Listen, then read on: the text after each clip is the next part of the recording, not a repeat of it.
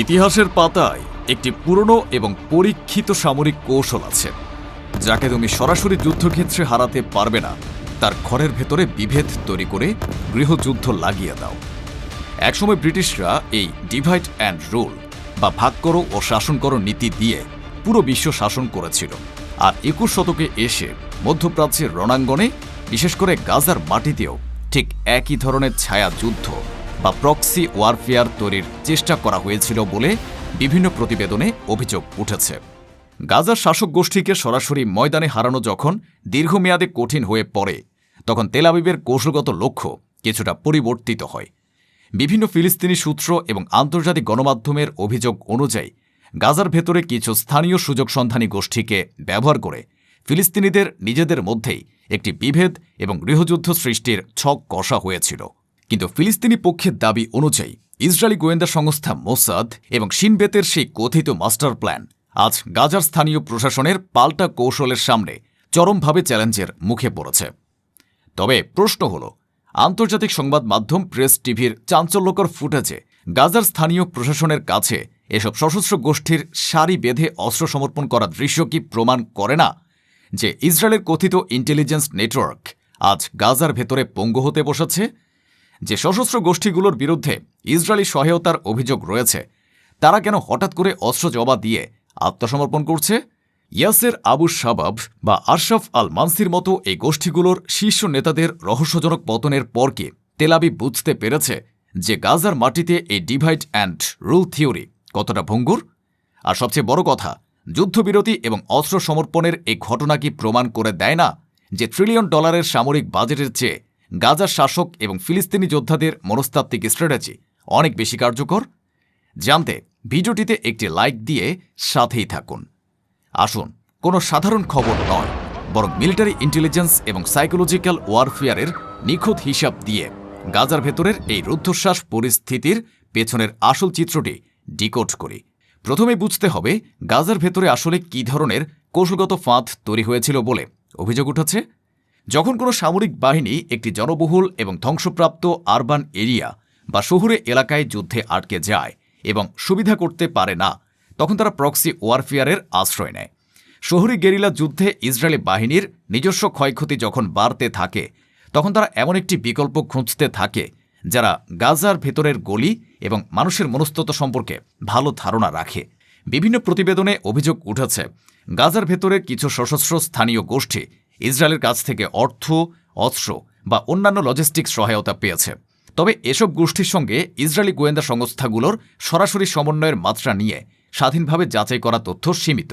তবুও ফিলিস্তিনি প্রশাসনের দাবি এই গোষ্ঠীগুলো মূলত গাজার ভেতরে একটি পঞ্চম বাহিনী বা ফিফথ কলাম হিসেবে কাজ করেছিল, যাদের মধ্যে অন্যতম ছিল নিহত নেতা ইয়াসের আবু শাবাবের অনুসারীরা এবং আশরাফ আল মানসির নেতৃত্বাধীন তথাকথিত পপুলার আর্মি। অভিযোগ রয়েছে এদের কাজ ছিল গাজার ত্রাণ সরবরাহে বিঘ্ন ঘটানো, সাধারণ মানুষের মাঝে ভীতি তৈরি করা এবং গাজার প্রশাসনকে কমান্ড স্ট্রাকচারের ভেতর থেকে চ্যালেঞ্জ করা। ইসরায়েলের কথিত লক্ষ্য ছিল গাজার শাসক গোষ্ঠী যখন বাইরের শত্রুর সাথে লড়তে ব্যস্ত, তখন এই ভেতরের গোষ্ঠীগুলো গাজার প্রশাসনিক কাঠামোকে সম্পূর্ণ ধসিয়ে দেবে এবং সেখানে একটি বিশৃঙ্খলা বা কেওস তৈরি হবে।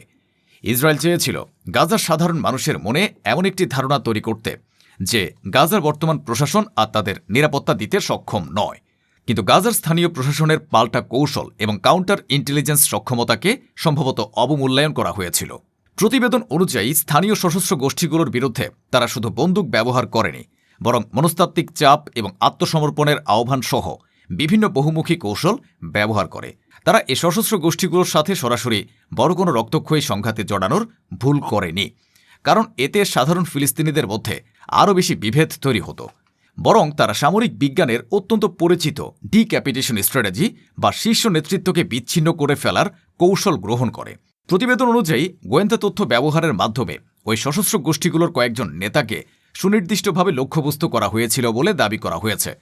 ইয়াসের আবু শাবাবের মতো নেতাদের পতনের পর এই বাহিনীগুলোর চেইন অফ কমান্ড বা নেতৃত্ব কাঠামো তাসের ঘরের মতো ভেঙে পড়ে, কারণ এ ধরনের প্রক্সি মিলিশিয়ারা আদর্শের চেয়ে ব্যক্তিগত লোভ এবং নির্দিষ্ট নেতার উপর বেশি নির্ভরশীল থাকে।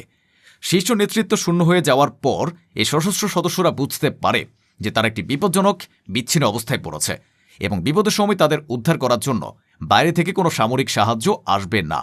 আর ঠিক সেই চরম মনস্তাত্ত্বিক দুর্বলতার মুহূর্তেই গাজার স্থানীয় প্রশাসন তাদের সামনে একটি চূড়ান্ত সময়সীমা বা আল্টিমেটাম ছুড়ে দেয়।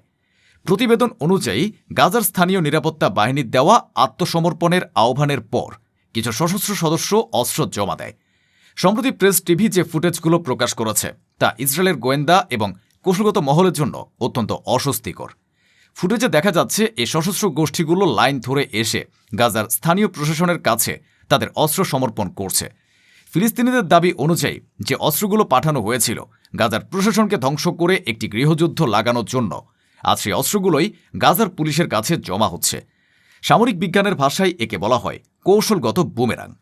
আপনি শত্রুকে ঘায়েল করার জন্য যে অস্ত্র তৈরি করেছেন, শেষ পর্যন্ত সে অস্ত্র শত্রুরই শক্তি বৃদ্ধি করছে। তবে এই ঘটনার সবচেয়ে বড় মনস্তাত্ত্বিক দিকটি ফুটে উঠেছে গাজার সাধারণ মানুষের প্রতিক্রিয়ায়। অভিযোগ ছিল এই প্রক্সি গোষ্ঠীগুলোকে ফিলিস্তিনিদের ত্রাণকর্তা বা নতুন ক্ষমতার ভরকেন্দ্র হিসেবে তুলে ধরার চেষ্টা করা হবে। কিন্তু প্রেস টিভির ইন্টারভিউতে দেখা গেছে গাজার সাধারণ মানুষ এই সশস্ত্র আত্মসমর্পণকারীদের সরাসরি বিশ্বাসঘাতক হিসেবে অভিহিত করেছে। অর্থাৎ গাজার মাটিতে যে সাইকোলজিক্যাল ওয়ারফেয়ার বা মনস্তাত্ত্বিক যুদ্ধ চালানোর চেষ্টা করা হয়েছিল বলে অভিযোগ রয়েছে, গাজার সাধারণ মানুষ সেটাকে সরাসরি প্রত্যাখ্যান করেছে। ইসরায়েল কোটি কোটি ডলার খরচ করে যে ন্যারেটিভ তৈরি করতে চেয়েছিল গাজার সাধারণ মানুষের ঐক্যবদ্ধ চেতনার কাছে তা মুখ থুবড়ে পড়েছে।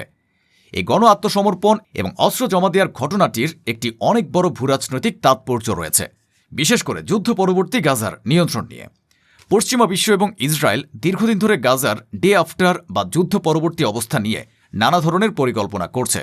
ধারণা করা হয়েছিল গাজায় একটি সম্পূর্ণ পাওয়ার ভ্যাকুয়াম বা ক্ষমতা শূন্যতা তৈরি হবে, যা সুযোগে ইসরায়েল সমর্থিত গোষ্ঠীগুলো পুরো অঞ্চলের নিয়ন্ত্রণ নিয়ে নেবে।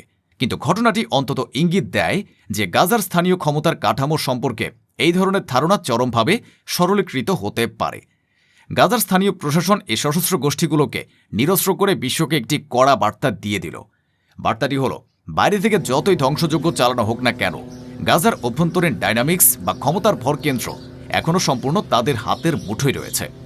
অত্যাধুনিক অস্ত্র, স্যাটেলাইট ইন্টেলিজেন্স এবং নিখুঁত প্ল্যানিংয়ের অভিযোগ থাকা সত্ত্বেও গাজায় যে গৃহযুদ্ধের ফাঁদ পাতা হয়েছিল বলে ফিলিস্তিনিরা দাবি করছে, প্রতিবেদন অনুযায়ী গাজার স্থানীয় প্রশাসনের দেওয়া আত্মসমর্পণের আহ্বানের পর তা অনেকটাই নিষ্প্রভ হয়ে গেছে। এটি শুধু সামরিক ময়দানের একটি ছোট্ট ঘটনা নয়, এটি হলো আধুনিক প্রক্সি ওয়ারফেয়ারের ইতিহাসে একটি বড় ধরনের ইন্টেলিজেন্স ফেলিওর বা গোয়েন্দা ব্যর্থতার উদাহরণ। ইতিহাস সাক্ষী আছে, ভেতরের বিভেদ তৈরি করে বা ছায়া বাহিনীর উপর নির্ভর করে দীর্ঘমেয়াদে কোনো যুদ্ধ জেতা যায় না। এই ব্যর্থতা থেকে কি তেল আবিব কৌশলগত কোনো নতুন শিক্ষা নেবে, নাকি গাজার মাটিতে বারবার এভাবেই সাজানো ছকগুলো মুখ থুবড়ে পড়বে? এই রুদ্ধশ্বাস ইন্টেলিজেন্স অপারেশন এবং গাজার ভেতরের ক্ষমতার পালাবদল নিয়ে আপনাদের তীক্ষ্ণ বিশ্লেষণ আমাদের কমেন্ট বক্সে অবশ্যই জানাতে পারেন। আন্তর্জাতিক রাজনীতির এমন গভীর এবং বস্তুনিষ্ঠ বিশ্লেষণ পেতে আমাদের চ্যানেলটির সাথে যুক্ত থাকুন। দেখা হবে পরবর্তী ভিডিওতে নতুন কোনো সমীকরণ নিয়ে। ভালো থাকবেন।